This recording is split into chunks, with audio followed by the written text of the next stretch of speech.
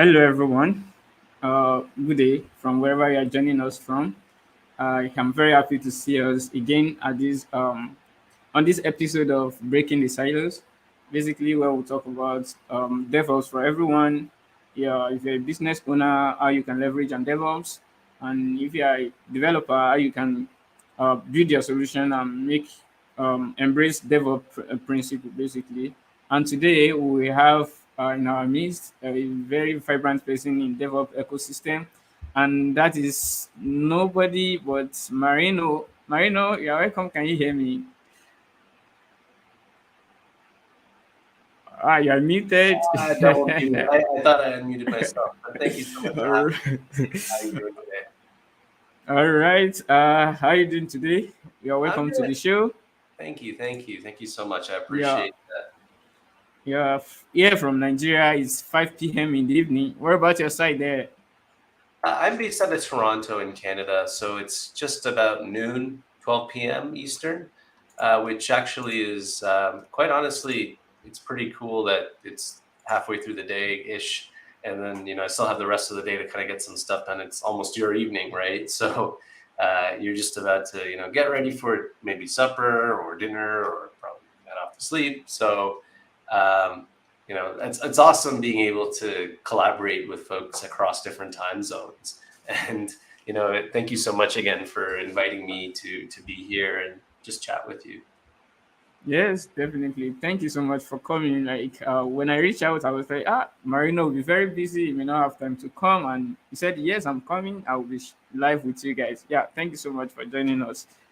Um, yeah, I guess we can kickstart this episode while we wait for some folks to join us. While you join us, you can just drop your question in the chat. We'll pick it up from there, and Marino will get to answer them. On basically, that's how we do it here. So, Marino, I know you from Cheetah Tech ecosystem. I, I've heard a lot of things about you. I've read about you, and yeah, one of your talk that I recently listened to is the talk you gave at DevOps Day, London. About you talk about burnout and all of that. So I was enjoying the talk where you said anxiety, burnout, and what's it, the third one? Imposter syndrome are not the same thing. That they are three different things, and you try to explain it for us. Yeah, I enjoyed that talk basically. So I know you personally, but then it will be good for listener, our participants to know you better. Can you do a bit of introduction about yourself and where you work and a bit about your background, how you get to where you are at the moment? Yeah, absolutely. So, to focus on the stream here, my name's Marino Wijay. I'm in Canada, so I'm a Canadian. I've lived here all my life, but at the same time, I'm a traveler. Like I travel a lot, and I have been for the last 10 years. I mean, with the exception of this rough 2 year period where we didn't really do much travel at all. A lot of my different roles that I've had over that last decade just took me a lot of different places, and it continues to allow me to do so.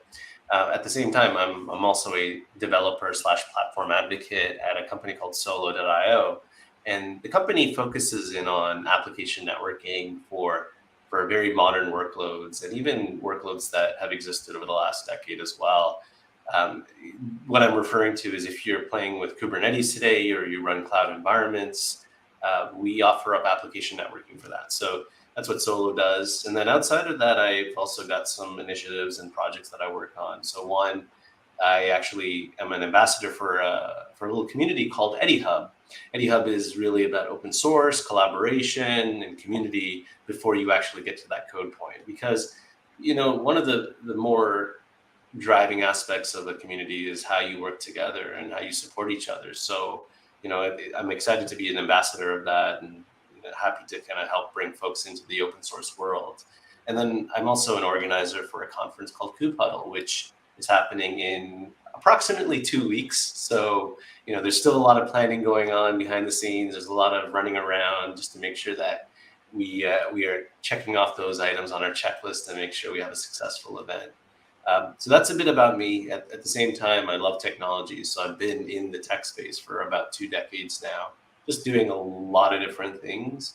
And, right now in this part of my career, I focused more on working with the community, getting out there, delivering talks, not just about tech, but to what Rashid mentioned earlier around elements of burnout and imposter syndrome, and how to make sure that you employ empathy everywhere you go when you operate in this community. So thank you for giving me that opportunity to introduce myself, Rashid. Yeah, thank you so much. Like listening to that, know very well our audience will know that the person that is talking to us is a community person, is a technical person, and just talk of anything. When you talk of Marino, talk of anything. On our last show, Michael was talking about Marino, that if you want to learn Surface Mesh, you want to learn Kubernetes, just go and follow him. He is in charge. So people are talking about you in the community too. And I watched a lot of interview you had with Eddie um, on Eddie Hub YouTube channel, and all the things that you guys are doing to bring folks into open source world and cloud native and every other thing. Thank you so much for doing that for us. I'm one of your students. I'm one of your person that you are inspired, that you are motivating. So I wish to motivate others too. That's why we are doing this show basically. Yeah. When you are introducing yourself, I'd like to pick it up from there. You said you're a platform engineer, platform advocate. So, and there are argument around DevOps is dead, long life platform engineer. What do you have to say about that? I think it's just more of an evolution. I know that there might have been organizations out there that have touted that DevOps is dead, but the ideas and the foundations of DevOps will continue to exist, far beyond what that statement was. Right now, when that comes to all the different tools, systems, and pieces, people that we have to work through and manage and collaborate together and even stitch together, the idea of platform engineering really drives a concept of true collaboration, because you're not now thinking of still the elements of a silo of, okay, no, I'll only be responsible for security, or I'll only be responsible for the network, or even just like the compute environment where I run containers or VMs. It's all encompassing under a single platform. Now, the other side to this is, while that platform exists, you have consumers of that platform, right? The consumers end up being developers, because you want to ensure that you can empower developers to build apps at speed. And apps can come at different sizes, right? But if you're giving them the opportunity to build at speed, we also have to make sure that as they develop an app, as they decide they want to run it in production, on the other side of that platform, all the necessary pieces are there to support this particular activity, making sure that we can get to production really quickly, while simultaneously observing what happens when it gets to production, seeing responses come in, and then making sure that the security elements have also been addressed too.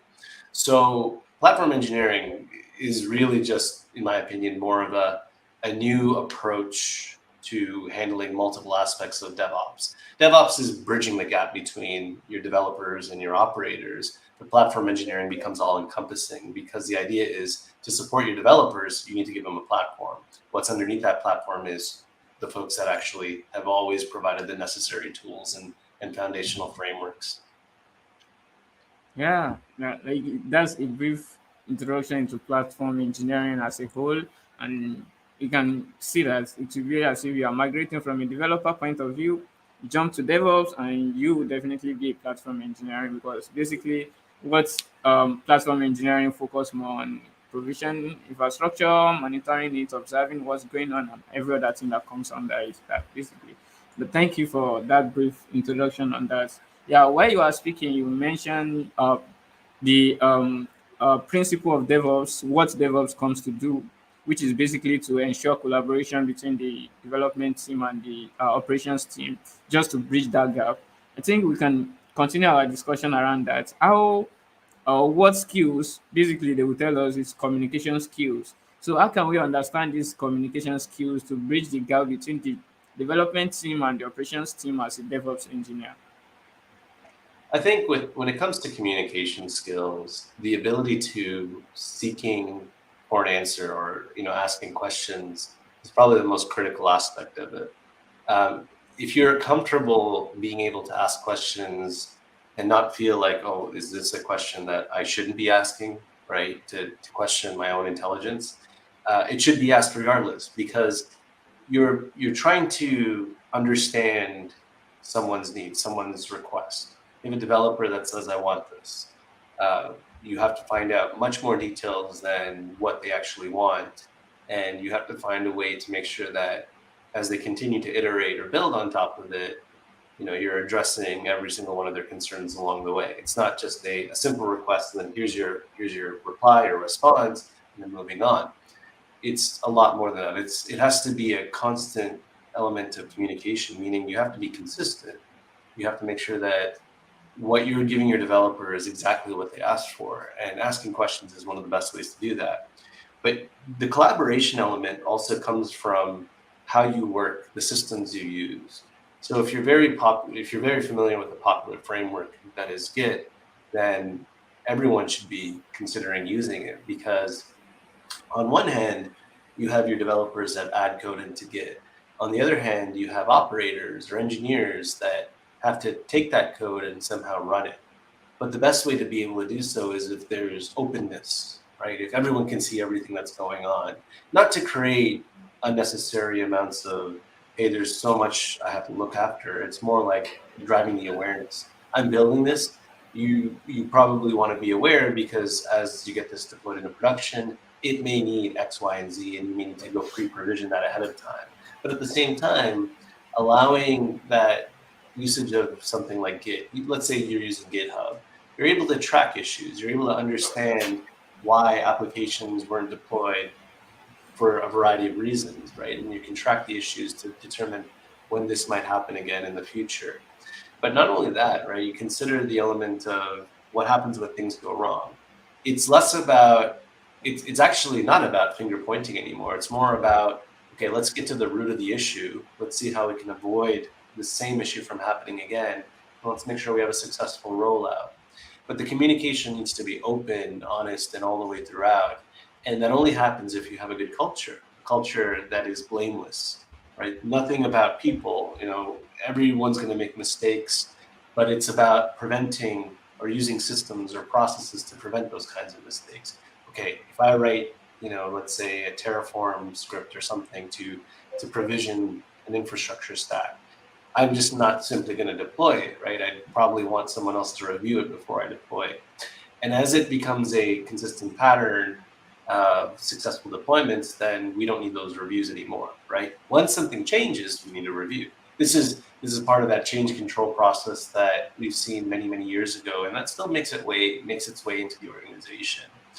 But by communicating those changes and understanding the impact of something upstream or downstream, and making sure that all necessary stakeholders, folks that have participated in the development of this application or the development of the infrastructure, are well aware. It's all about openness and transparency, and making sure that it's not about finger pointing, no blame to be passed around, just making sure that we improve upon processes. Yeah, that's very true. When we talk of communication, we start from asking question. If you are joining a team, or you should not feel shy of, you should not be thinking that this question is a silly question. Are they not going to be laughing at me that, oh, I don't know what I'm doing? Yeah, no question is a silly question at this point. Yeah, basically, yeah. Thanks for doing justice to that for us.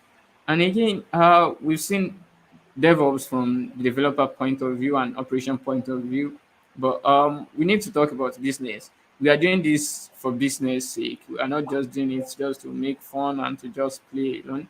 So on that, I would like to ask, what do you think should be the benefits or the gain for a business to think around DevOps principle and um, try to consider DevOps or employing a DevOps team or starting a DevOps department from their company, basically. So, what are the benefits you can just give a business owner or a company owner or an organization to consider to be able to just to accept or adopt the principles of DevOps, basically? Yeah, so when it comes to an organization, from a business standpoint, why they would embrace DevOps is because mistakes are costly, for one, right? Having to sit there and spend time to do, let's say, a post mortem of why a system failed, that does become costly because you're tying up engineers and their time to ensure that they can provide a full story of what happened, why it happened. The other thing, though, to consider is that DevOps, or the idea of DevOps, drives a lot more efficiency. So when you do things consistently, and you can codify it, you can automate it, that becomes very efficient for a business, because now it becomes a predictable process that they can account for from a cost perspective. When you think about a lot of organizations today, they operate with a blend of capital expenditures and operational expenditures. They strive for some strive for less capital expenditures and more operational expenditures, only because they love the flexibility and scale. They may not have the cash up front, but if they can roll it across, an agreement of, let's say, 2-3 years, they may pick up the SaaS service, consume that SaaS service, and then something new comes along and they decide, okay, we don't need this anymore, or we'll try something new. But the idea of that flexibility and the ability to just embrace SaaS-based services means, okay, I've got predictability in how I spend my money. That means, from an operational standpoint, when I have to operate my systems, I now have some predictability baked in, because I have less responsibility in managing the SaaS service or the actual underlying parts of the SaaS service. I just worry about what's in that SaaS service.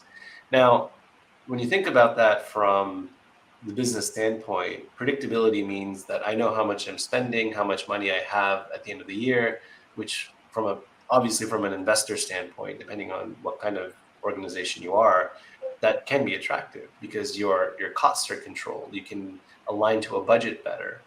And that's what cloud native tends to offer, right? You're building out an application and an infrastructure to support something consistent, something that is always going to happen or always going to run. But then the other side to it too is it's also costly for a business to be offline. So when you think about businesses going offline, that means they cannot produce revenue. And if they cannot produce revenue, that means they don't have the available funds to pay off expenses. Now, there's a lot more of a long, drawn-out process to be able to recoup or recover from an outage. Maybe there's insurance involved, but it's a lengthy process regardless. Now, when you think about it, though, the company is trying to become much more available, or they're trying to make sure that their product offering is much more available, always available for that matter, or can accommodate for a very small amount of failures. This is exactly what a SaaS-based organization might achieve, or might look to achieve. And so in that mindset, when you have a SaaS-based organization and they're offering up a service, they have to align to like an SLA, a service level agreement, and then also a service level objective. And then they'll use things like service level indicators to determine if they're meeting both their SLAs and their SLOs. And those indicators really come down to, is my app available? Is it online? Is it responding correctly to these various HTTP requests? How much bandwidth am I consuming, egress and ingress? Is there available bandwidth? Latency, all these different things come into play, especially when you're trying to establish SLOs, SLIs, and SLAs.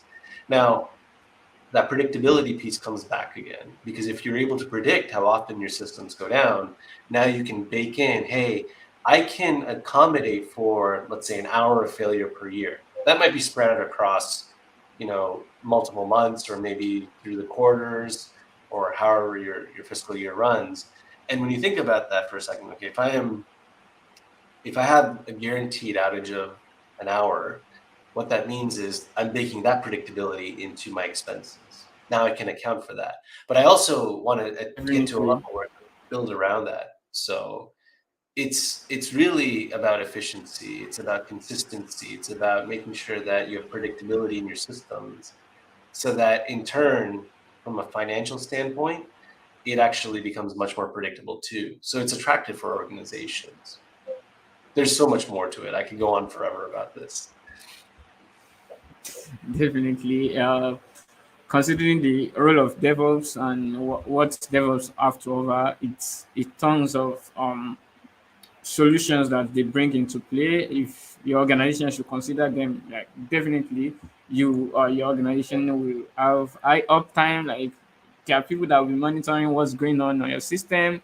the system, they will know when the system will go down, when it will be up, the number of hours, and all of that, because they have monitoring tools they will have set in place to monitor the application or wherever your organization is running on, basically. So it's very important. And while you were talking, you mentioned that it's also maintain cost, and their argument around maintaining on site, like your maintaining your own infrastructure is better than going to cloud and all of that. So do you have any take on that? Will you advise on-premise servers, or you advise for an organization to consider cloud providers, or just go for any? What's your take on that? I think it will come down to your organizational needs. You may find that for your own organization, it might be more cost effective to run in the cloud. Maybe for your organization, some of your security requirements might have you on premises, maintaining an on premises footprint. Now, when you think about that for a second, for the last, I'd say, 5 years, and now you're kind of seeing this go the other way. The last 5 years, everyone was highly embracing cloud here, there, everywhere.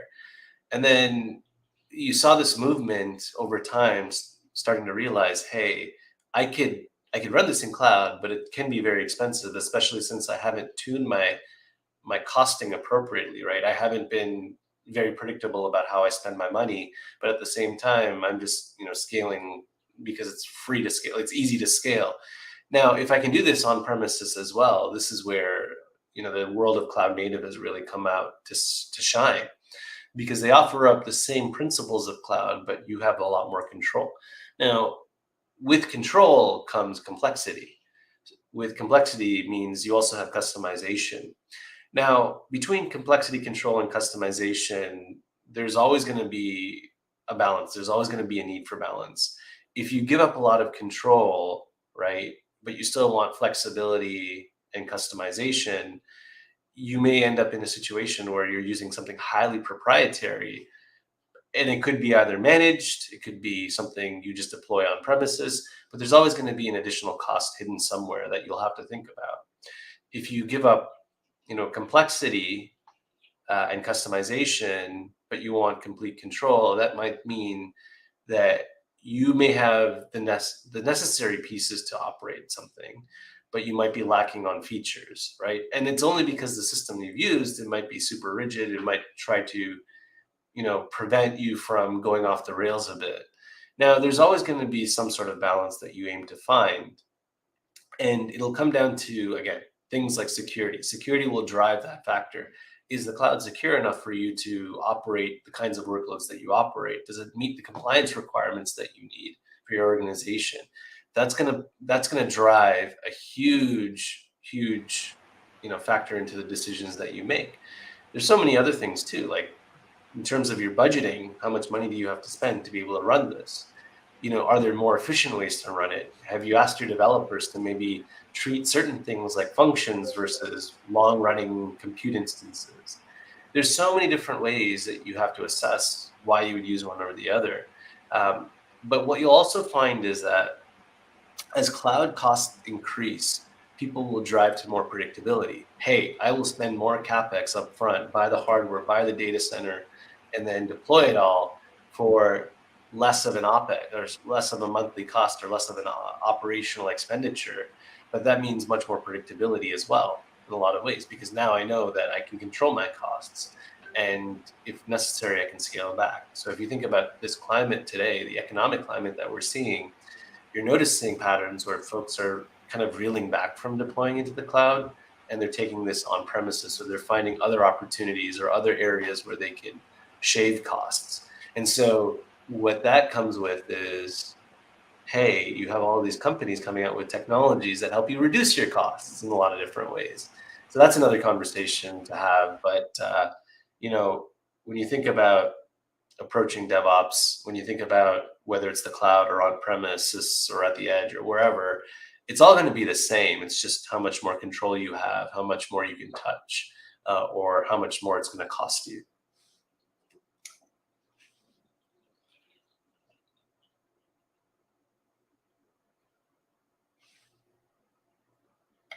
I think you might have frozen a little bit there, Rashid. I'm not sure what's going on, but hopefully you're still there and you can hear me. Yeah, I can hear you now. Okay, perfect. Yeah, Awesome. that that Perfect. yeah, that was my internet. Yeah, that's what we face here basically. To keep fluctuating and all of that. Yeah, we are moving. Yeah, I guess I was able to follow you to the end of your digital. Okay, what you are talking about around considering on premises and considering cloud computing and different criteria that we need to look into budgeting, security, and what you want to run itself, the service you want to use, what is best. There are arguments around or discussion. I can't call it arguments. There are discussion around if you are considering on-premise server, you still need to consider physical security, okay, and you consider electricity if you are living where there is a bit of not consistent electricity, you still need to consider that, and a lot of things factored in.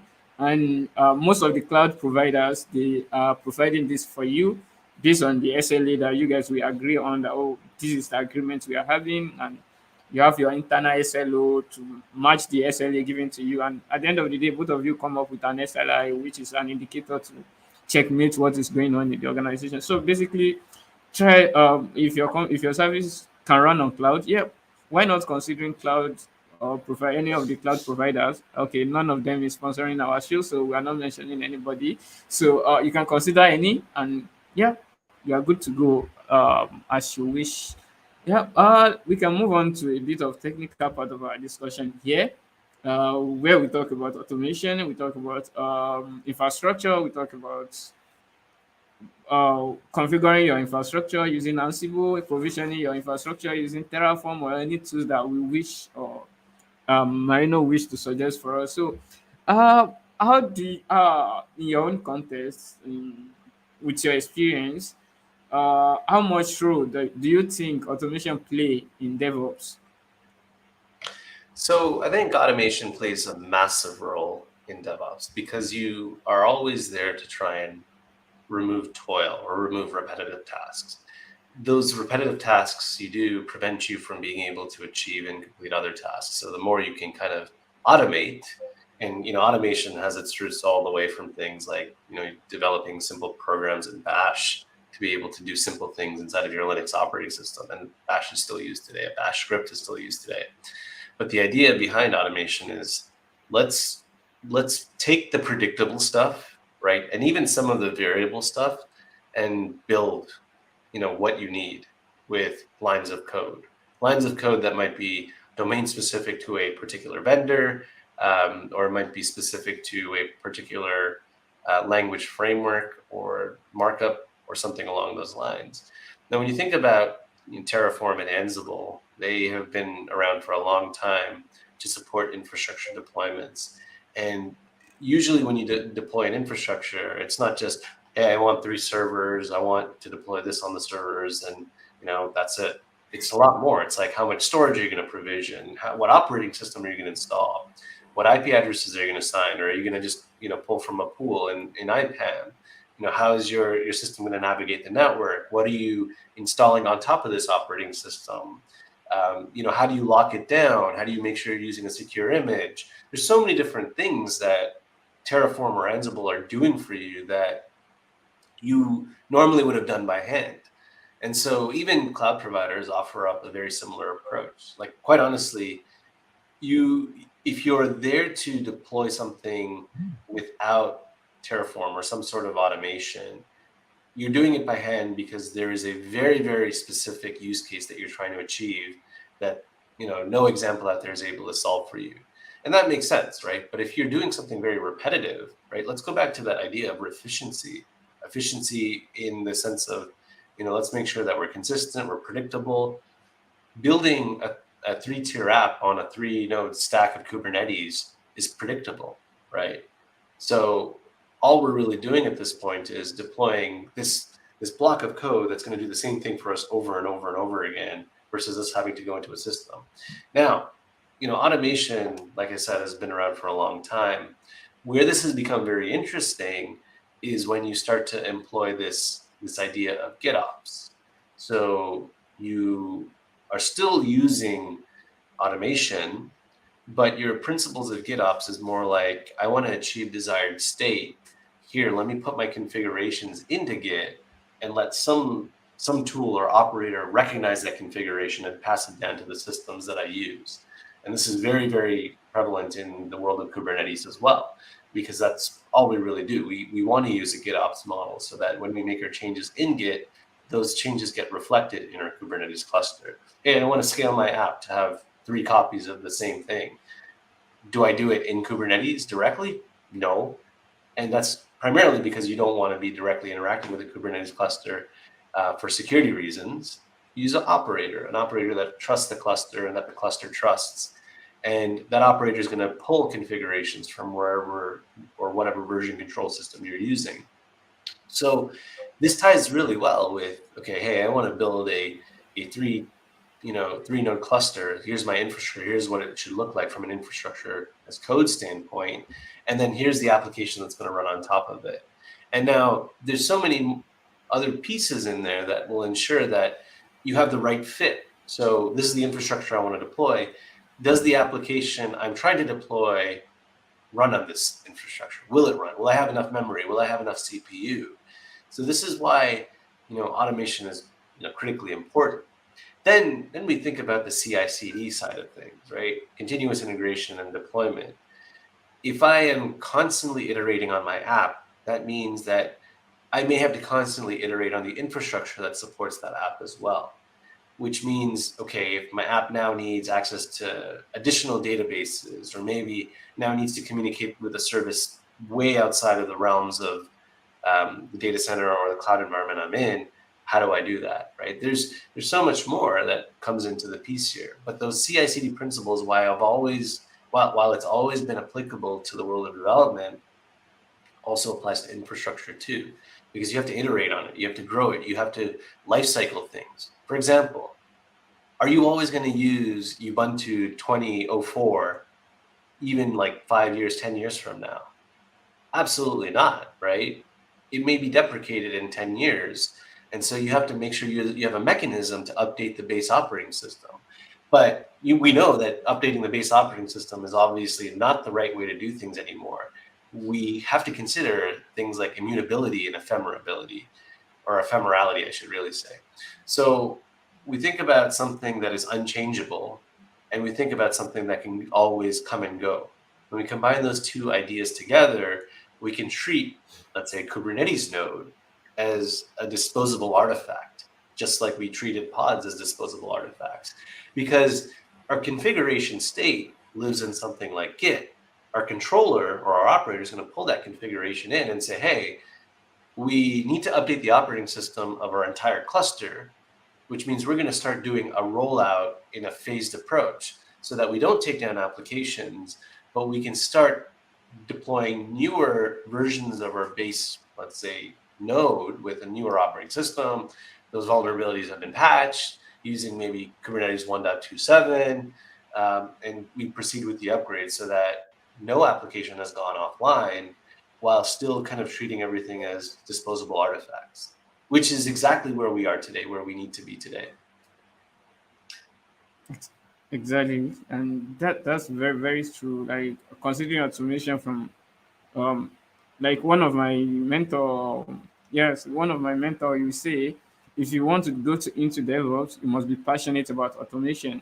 Like because we'll say automation is the bedrock of DevOps. You'll be thinking of making the life of operations team easier, the life of development team easier, and the best way to do this is to just make repetitive work easier and do it for them and make it or just automate things for them basically.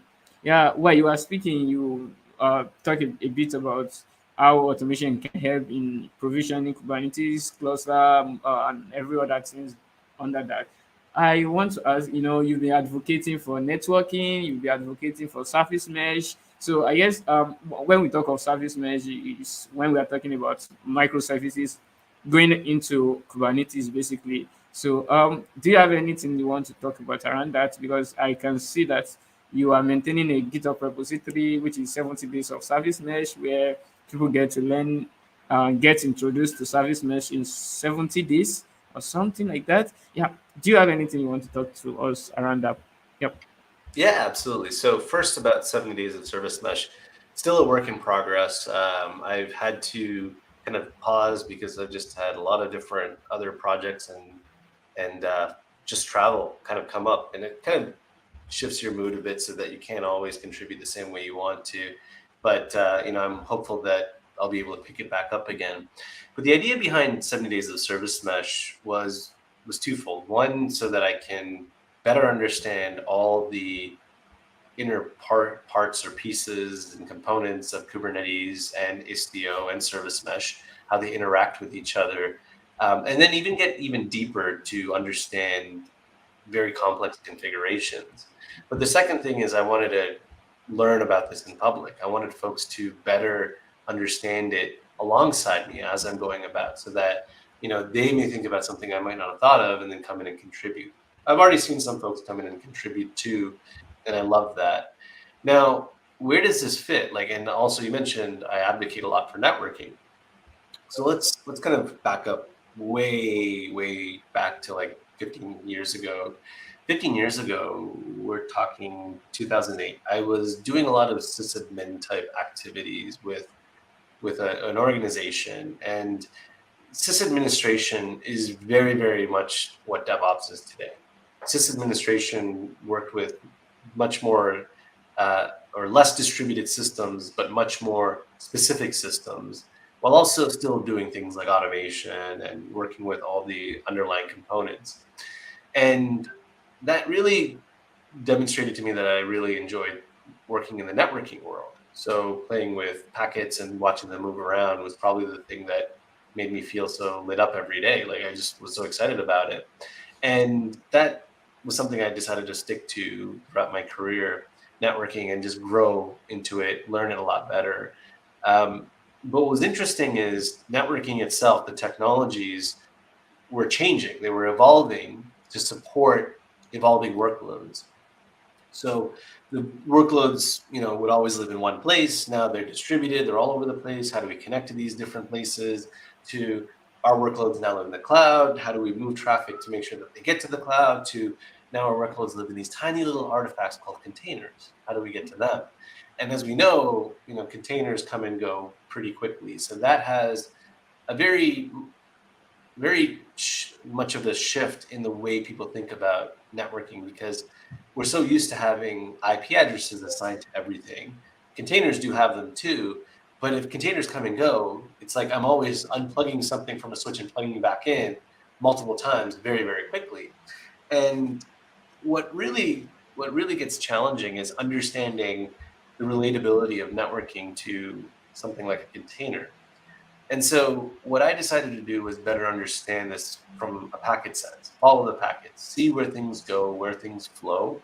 And so what that led me to is how the control plane communicates, how data gets moved around inside of a cluster, what we need to make a cluster in Kubernetes functional, why a container needs to be have an isolated namespace or network namespace for it to communicate outbound. So many different things, right? And then I became to realize, like, we are just doing the same thing we did in the physical world, but at macro or micro scale, much smaller scale.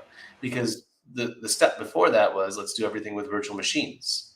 We've got virtual machines running everywhere. We still have to network to them. But the thing is, we saw so much inefficiencies using virtual machines for a majority of the kinds of workloads we need to run today. So how does that bring me to service mesh? How does that bring me to the world of service mesh?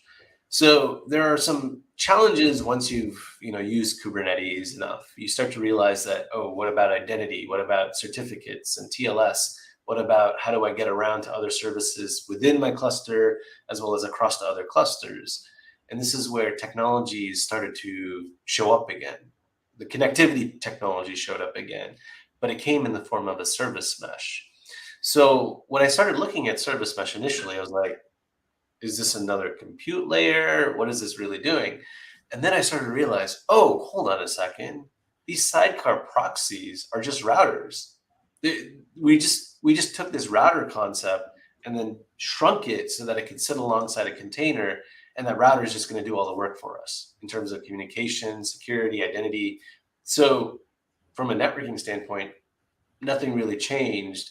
We just scaled so many times over, but at the same time, things became smaller. So for a service mesh, right, its three principles are connectivity, security, and observability. Things we would normally have to chase around in the network to find and achieve, a service mesh kind of brings it all together.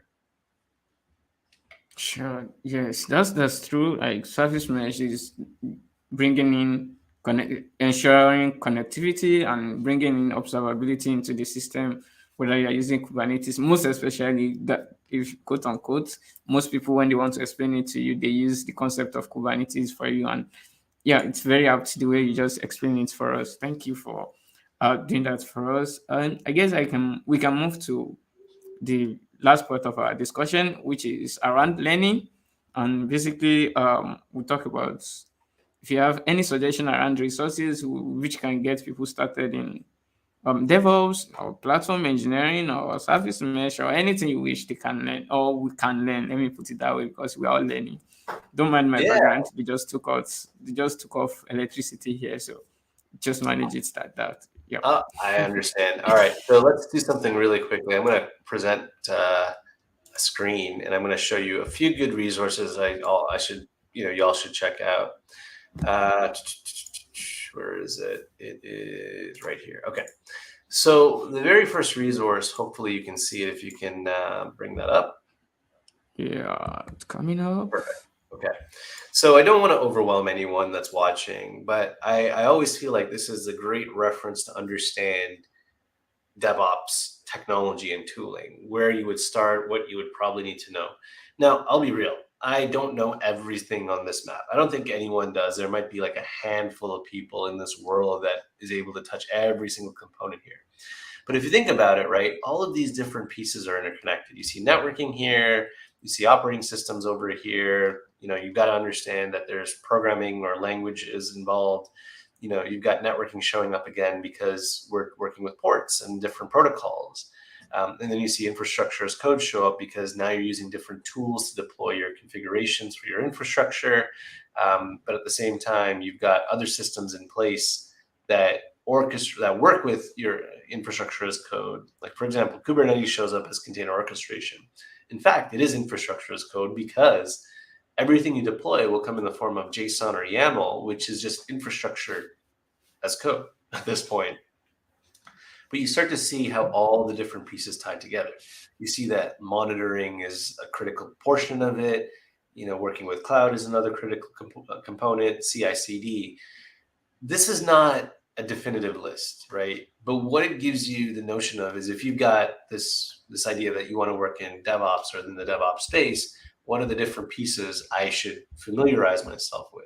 In actuality, learn a programming language, learn about servers, learn about operating systems, working in terminals, networking and security, containers, infrastructure as code are the higher level stuff that you'll probably need to know, but you can dig in, right? You can pick an area and dive deeper if you wanted to. I bring this up because for folks that are very unfamiliar with DevOps, I don't want to scare you all, but I want you to know that because it's so extensive and expansive, so many different areas to learn, you won't be able to figure this overnight. Even in a year, you're not going to be able to become an expert in these areas. It's going to take you time. It's taken me time, and I still don't even know like maybe 50% of what's going on here. I have an idea, but I haven't gotten so deep, right, to be able to know, the ins and outs of something, right? But that's okay. It's a constant learning journey. That's always going to be the case. Now, the next one is 70 Days of Service Mesh. And I just wanted to point out how I broke it down, right? I broke it down into the very, very basics of it. I even recapped the necessity and need of why you need TCP IP and DNS and its importance and ties to Kubernetes down here. And then I just start to get very, very advanced, right? But I'm not complete yet, so give it some time, probably by the end of the year. And don't quote me on that. I will be done. Now, the very last thing I'll plug is something that Solo has put together. Solo developed something called Solo Academy so that we can come in and put some of the workshops we've built over the years here in this one central repository. Now, what I'm going to point out initially is that there are two that you probably, or a few that you can get started with. If you have no idea how Cilium or how a CNI works or Kubernetes networking, you don't even know how networking works, take this course, right? Network Foundations. I built this alongside one of my coworkers, Jason. We decided we wanted to frame it so that you, as you know, have familiarity with Linux, but maybe don't know networking inside out. Here's how you're going to do it. You know, you're going to come in here, go to Solo Academy, learn about Network Foundation. By the way, this is going to become publicly available tomorrow, so I'm giving everyone on this video, you know, a sneak preview of this. It's live, actually. If you log into Solo Academy, you can go take any one of these workshops for free. There's no cost associated with it. You'll get to learn about the OSI layers. You'll get to learn about how all of that ties into container networking, and then you'll finally understand Kubernetes networking. And then, you know, once you're done with that, there's the introduction to Cilium so that you understand how the Cilium CNI works in Kubernetes. There's also Istio and how you work with the Istio service mesh. There's also others around Istio ambient mesh, right? The sidecarless approach, which is a new development by Solo and Google in the open source space. And then, you know, once you're kind of past these initial ones, these are what I call like a little bit more advanced, because to understand why Cilium does what it does really well, it's also necessary to understand eBPF or how eBPF works in the kernel space to optimize packet processing. And then finally, the Envoy proxy one. The Envoy proxy is the backbone of Istio today. And if you think about it, it is the router, it is the sidecar proxy. So to understand how Istio works, you know, you've already spent a lot of time understanding Istio, but understand why and the motivations behind it and how it functions the way it does, it's great to go jump into the Envoy proxy. That's all I have to share. I wanted to bring those resources up because, you know, there's plenty of resources around Kubernetes, working with Docker, working with Terraform, working with Ansible. There's tons of resources out there, but I feel like there's not enough with respect to networking. Like networking, if you don't understand the basics of networking, it's going to be a massive uplift to understand how Envoy works, how a service mesh works. Because yeah, I mean, you can get in there and look at it from the API perspective and understand it from an HTTP perspective. But what happens when you have to climb down the stack? That's why these courses exist. Yeah, I think your team has done a very good job to bring those courses together and those resources. We can appreciate you more. Thank you so much for that. And shout out to your team for doing that great job to just compile the course together for us to learn and be able to upskill and yeah, do the job very perfectly and very well. Thank you. One of let me see. One of my last question should be around advocacy. We know that what you do is developer slash platform advocate, and when we talk of that, we'll talk about you advocate for DevOps, you advocate for a lot of things. Yeah, a lot of things. So, what's your advice for folks just coming up who are passionate about advocating for technologies, who are passionate about any kind of technology they're interested in, be it DevOps principles, be it Kubernetes, or any other thing that we can talk of. So, what's your advice for those folks? Yeah. So advocacy is really about making sure that people become much more aware and accustomed to a particular technology, right? So there are many, many times where a new technology entered the space and a lot of people didn't really understand it that well or didn't have a grasp on it. And so you would have a few people that did really well in figuring it out. And then of those few people, maybe one or two would get out and really talk about it, talk about why it's useful, why you'd want to use it.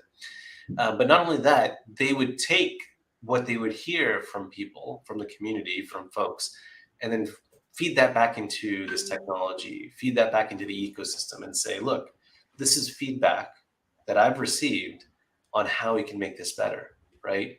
And so advocacy has been around for a long time in so many different forms. It started off in Apple like many, many years ago, like we're talking about almost 3 decades ago.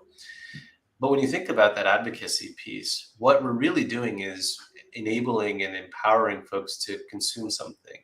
consume something, but for reasons, for intentions, not just because, hey, we just want you to get our product and buy it, but because this is actually solving a meaningful problem for you. Now, I'm not going to go run around to everyone and say, look, service mesh is the way to go, because I'm sure that there are other approaches and perspectives on how to solve this problem or a particular problem. But for a limited audience or a limited amount of folks in the community, they may care about using a service mesh. And so I will talk about it. I'll talk about why it's good, why you'd want to use it, why you might want to consider it, how to get it up and running, some of the challenges that you'll encounter while running this. And it's worthwhile sharing this information because people just don't want to see the good side. They want to see the bad side. They want to see what they'll run into. They want to see the problems that they'll face when running this today based on its current version and what they can anticipate as fixes for this down the line. They will think about this from the lens of, okay, I've run into this problem. Who else is running into this problem? No one? Okay, let's open up an issue in open source. And this is a perfect example of how the Kubernetes ecosystem grew so rapidly, but at the same time grew in the right manner, because you decided to go back to the realms of open source, and then you think about the collaboration aspect of that. Open source basically opens the door to collaboration. And by the way, when you think about that collaboration element, you have some folks that develop a software, you have folks that consume this software, and they have feedback to give. They provide that feedback into this open source technology, and the product gets better. But then you start to amass more and more folks consuming, so you have more feedback, but then you have to grow this open source project. And then you get to a point where you realize, hey, this is hard to manage open source and for free. Like, I can't do this on my own. What do? Well, we can continue to bring in community members, but it's a lot asking them to maintain this project. And then you have organizations step in and say, hey, we'll pay people to contribute to this project. Now, simultaneously, it's also for their own gain, because as they contribute to the project, become more known, more aware, they become an active contributor to a project like Kubernetes, for example. And when companies say, okay, open source is great, but we need something a little bit more stable, we need support, they look to the organizations who add value to that open source project and say, let's go work with them. And so from that lens, now you have developer advocates or platform advocates that are born arise as roles because, okay, now you have companies that are consuming. How do we drive more adoption? How do we drive more awareness? Not only into the open source side of things, but into the enterprise side of things as well. So your developer advocates are creating a bridge between the community, some customers, and the organization you work for to be able to understand how technology works or how a technology works, bring the feedback in to improve upon it, both in the open source side and in the enterprise side, and continue to grow the community. Now, for folks out there looking to advocate, pick a technology out there. I mean, it could be Kubernetes, it could be Docker, it could be Istio, the service mesh, it could be anything on that CNCF landscape that hasn't received a lot of love or attention, and you start talking about it. You start making videos about it, or you blog about it, or you tweet about it, or you have Twitter spaces about it, whatever it is, advocate. Show people how to use it, right? Show people how to get familiar with it. Show people how to go to the documentation and figure out how to navigate it. And then contribute back into open source, right? Come up with your own use cases and feed that back into the open source community and tell people about it. Yeah, you're growing your own personal brand at the same time, but if you're helping folks along the way and communicating how something works, teaching them where to go to find the information, guess what? Like, they're going to treat you as a trusted person in that community to always go to them. So that's how you advocate. I mean, there are many more perspectives to that in terms of what you would do to advocate. But you pick a platform, you keep talking about something, you keep telling people how good it is. But you also keep telling people how to get around certain, issues or challenges. And you just, you get out there and be vulnerable about it. Don't hide anything. Don't hide the fact that, you had to spend 5 hours trying to get an infrastructure up and running just so that you can get service mesh installed. People need to know that too, right? Exactly. Like one of the stereotype around watching tutorial is you watch a tutorial master, you run one command and everything just gets done under seconds, not knowing that the video gets cut in different pieces before the and while you are trying to run your own, it's taking 5 minutes, 10 minutes, 20 minutes, it's still running. You'll be like, what's going on? So basically, it's good to pay attention to that aspect. Why trying to teach people or tell people how to do stuff, we must not hide anything. Let them see that, oh, even if you want to cut your video, you need to tell them that, oh, I'm going to cut this video because this is going to take like 5 minutes or 10 minutes. So when they run into that problem, they will be able to know that, oh, it's normal. There's nothing going wrong with what I'm doing basically. Yeah. Thank you so much. We've talked about a lot of things. We talk about DevOps, the principle of DevOps, the problem it comes to solve. We talk about platform engineering.